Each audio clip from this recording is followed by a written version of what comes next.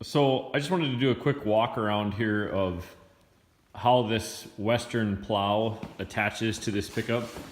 There's countless videos of how you actually hook the blade and the A-frame up to the bracketry, which in my mind is painfully easy. I mean, all you do is pull your pins and attach your chain, but there isn't a lot of information out there about exactly how the brackets that physically attach to the pickup and stay on the pickup, you know, what they actually mount to and that whole process and what that really looks like with your bumper and all that stuff. So I'm just going to do a quick overview of that because to be honest,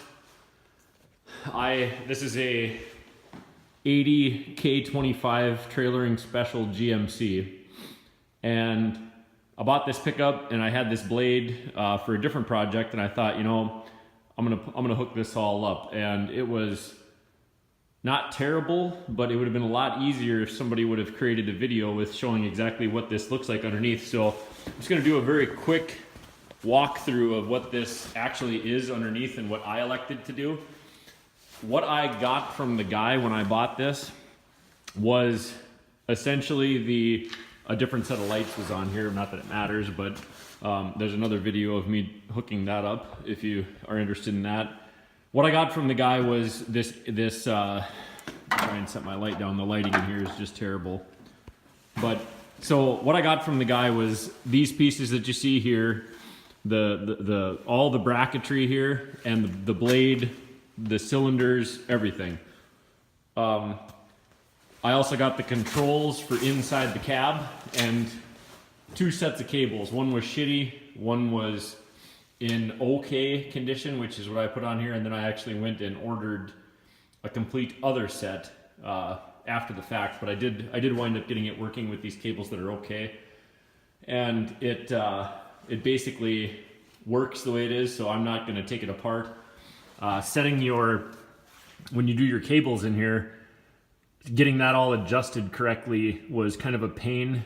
I didn't really know what I was doing, to be honest, and I finally found some instructions online that gave you the general concept of how it works, but they didn't really tell you what to do. So the instruction manual actually, just with some trial and error in about an hour and a half, I finally had it dialed in with how you hook up those cables inside. I'm not going to take these covers off because it's all sealed up now, but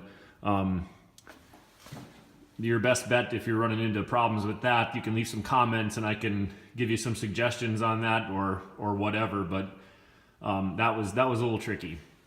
So like I said, everything you see here is what I got from the guy minus the lights. He gave me a different set of lights, and then inside the pickup I mounted, you know, here's another thing that nobody really shares. Let me grab my light. Here's another thing that nobody really shares is, you know, where you want to mount your controls and what looks good and that kind of thing. So, you know, this pickup, the dash, the body, everything is in just really, really good shape. And I didn't want to drill a hole anywhere, to be honest with you, but I finally elected to actually mount the controls right on the left-hand side. And the reason I did that is I've had several of these plow pickups now, and most of them had the controls mounted on the transmission hump there. And I didn't really care for that because you're doing a lot of forward, backward shifting into, you know, with your transmission. So your right hand is occupied a lot.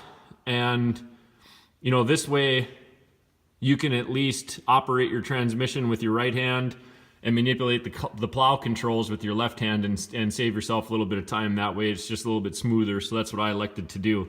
Now, on this plastic bezel here, or whatever you want to call it, I did not mount it to that. You can see behind there is a metal piece right here is what I bolted it to, and I use these bolts here as spacers to kind of bring it out so that I'd have full joystick movement, but you know, it's in the float position right now. But so basically what I did is I removed this plastic bezel and cut a piece of steel that fits in here, because behind here, I think this comes from the factory like this, that you can mount toggle switches or whatever you want here. There's a big gap between your light switch, your windshield washers, and your wipers, and you know, I think this is originally for toggle switches, but so there's no steel back there. It's just plastic. This facade is all you see.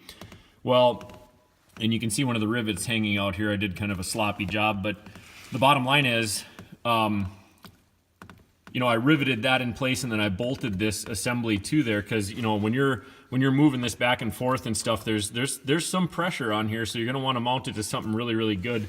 And this gave me plenty of room here for my cables and everything. You know, to run to the front of the vehicle, I didn't upset that 8-inch radius that you need to have for clearance here. So, you know, just keep that in mind when you're mounting this. And actually, I'll sit in the pickup, and it's important to know that I'm, you know, 200 pounds, about 6 foot, and it's a lovely 10-degree day here in North Dakota, so I have Carhartt coveralls on, and, you know, I'm dressed really well. So when I sit in here, you know, there's still plenty of room. I mean, my knees aren't inhibited by that switch or anything. I have plenty of room to do what I need in here. So just keep that in mind. This was an excellent place for me to mount that. You know, you can do whatever you want, but that really worked out well for me once I got that backer plate riveted on. So that's that. And then, of course, the rest is out here. So when we look out here, you know, I elected to take the bumper off and basically just start from there. The bracket that he gave me was changed several times and adjusted and put on several different pickups, several different Chevys, several different body styles and years. He even had it on a Ford at one point. So it was pretty, let's just say that they added things to it over the years. So I had to cut it back to originally what it was actually for one of these pickups. And all it does is it just manipulates where your bumper would hook onto from the factory. So let's just take a look underneath here and you can kind of see what's going on.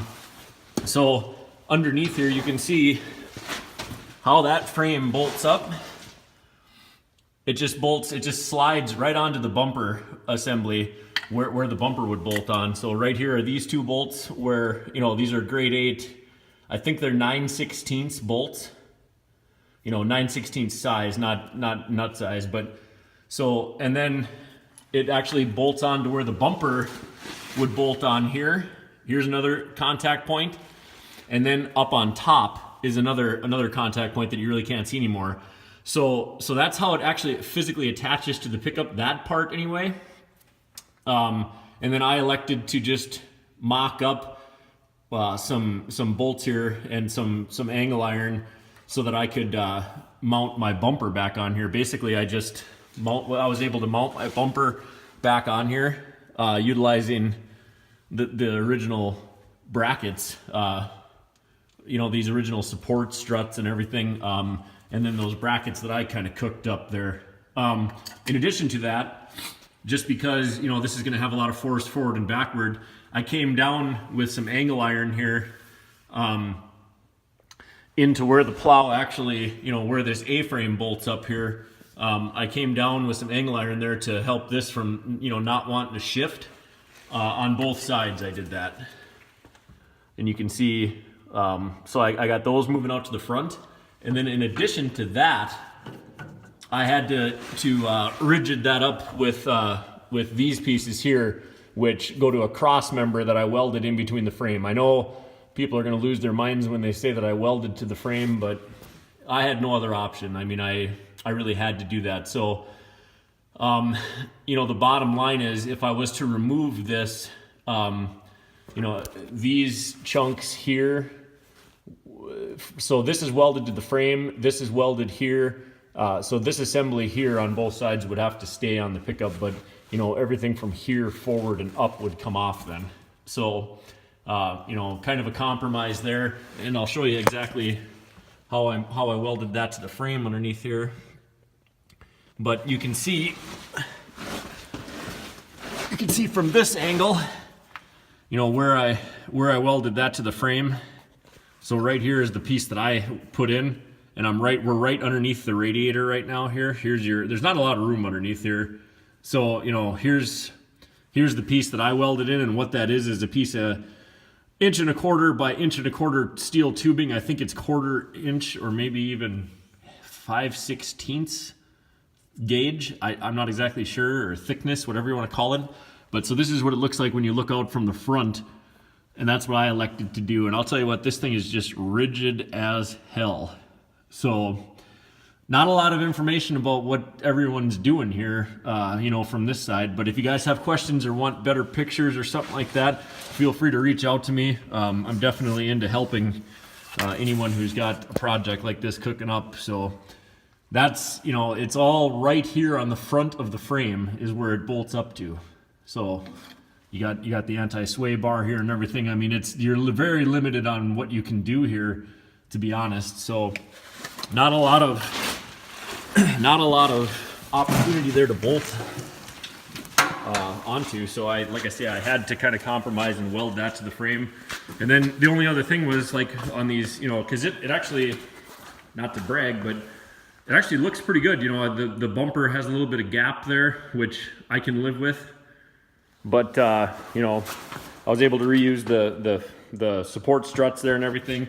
Had to create a little bushing here because this is quite a bit out further.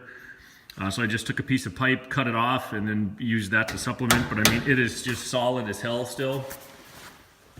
Other than that, it's, you know, they don't make mounts for these old Chevys anymore, Western, for this particular plow.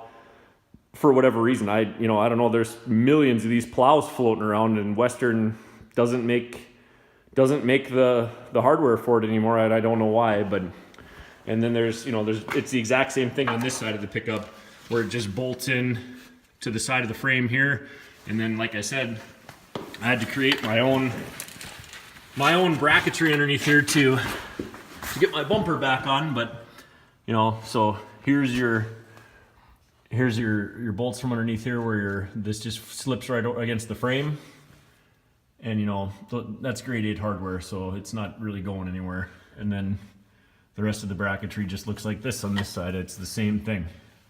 I got these pieces here that come down and bolt up. Then I got these rear pieces here that go up to that cross member that I welded onto the frame. So, like I said, kind of a compromise. I'll never really be able to divorce this plow from this pickup, but, you know, it is what it is. There's just millions of these things floating around, and I don't know why Western wouldn't make bracketry for this style. I mean, there's millions of the plow floating around, millions of this style square body Chevy floating around that everybody still uses, so I don't know why they just don't make brackets anymore. But, you know, I was lucky enough to find one that worked half-assed, and then I could just fill in the rest of the gaps. One thing is you're going to want a lot of ballast in the back of your pickup. I've got about 1,100 pounds of sand here that I picked up at Menards here in town, but you know, it really does make a difference.